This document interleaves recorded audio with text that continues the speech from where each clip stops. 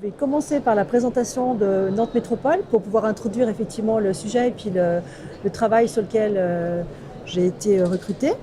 Donc en fait, Nantes Métropole, c'est une très grosse collectivité territoriale. Dernièrement, donc en septembre 2015, il y a eu effectivement un regroupement des deux DRH de Nantes Métropole et de la ville de Nantes. Alors pour présenter Nantes Métropole, en fait, c'est une grosse métropole de plus de 600 000 habitants et la ville de Nantes, c'est à peu près 300 000 habitants. Sachant que le projet que je porte depuis 2012, c'est un projet en direction des agents de la ville de Nantes dans un premier temps. Et puis depuis septembre 2015, c'est donc un projet qui est élargi sur le plan du territoire à Nantes Métropole. Alors Nantes Métropole, c'est à peu près 8000 agents, avec une grande diversité de métiers. Il y a plus de 250 métiers. Et l'intérêt, c'est de pouvoir travailler donc avec les directions opérationnelles au niveau RH pour qu'il puisse y avoir un travail de prévention en santé au travail.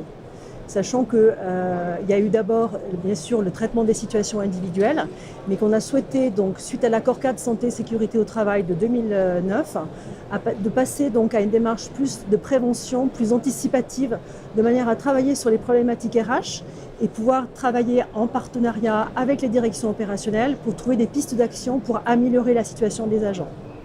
Donc on a commencé en 2012 avec 3 directions pilotes, la petite enfance, les espaces verts, donc sachant que ces directions, c'est des directions qui embauchent à peu près, qui ont recruté à peu près 400 agents, donc un effectif assez conséquent. Ensuite, la direction des sports, pareil, 400 agents environ. Et puis la direction de l'éducation, 900 agents. Donc ça veut dire qu'on a commencé avec 3 ou 4 directions pour élaborer un protocole de travail. Et le souhait qu'on avait, c'est que vraiment ça puisse être participatif, que ce soit une co-construction.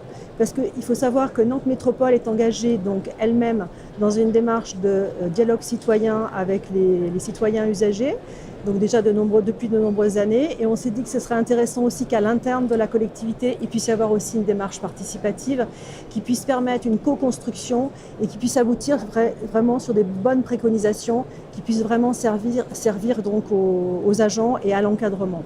Donc le principe, c'est de travailler avec des directions une par une, environ 1 ou 2 par an, sachant que la mission est rattachée à la direction qualité de vie santé au travail.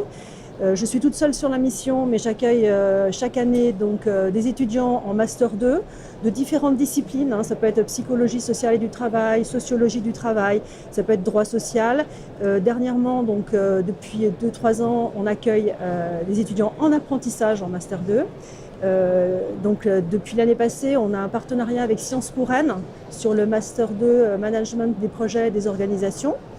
C'est intéressant de travailler aussi avec les universités puisque le travail est réalisé donc avec des étudiants, vraiment en co-construction aussi, et que ça leur permet aussi de travailler peut-être sur des recherches plus précises, sur les thématiques qui ont découlé du travail de co-construction avec les directions opérationnelles.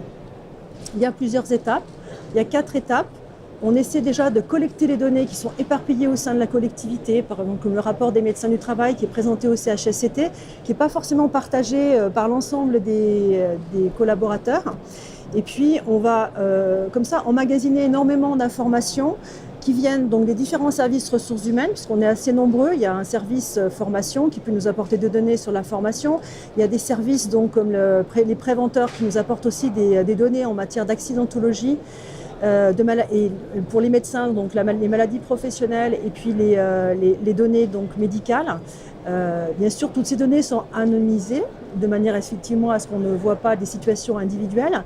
Et l'intérêt, c'est de pouvoir les partager en pluridisciplinarité, en interdisciplinarité avec l'ensemble des services RH et avec les directions opérationnelles. Quand je parle de direction opérationnelle, il y a plusieurs étapes. Donc la rencontre avec le directeur du service, avec sa cellule de gestion qui a le volet en général financier et ressources humaines.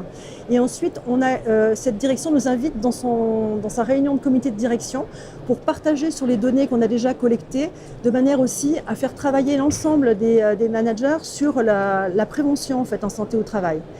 Et puis, l'idée aussi, c'est qu'une fois qu'on a partagé ces données, qu'on a recueilli effectivement les pistes d'action, c'est de nouveau de les présenter effectivement aux agents de maîtrise, au cadre de proximité, à la direction opérationnelle. Et puis bien sûr, après, il y a le passage en comité hygiène, sécurité, conditions de travail.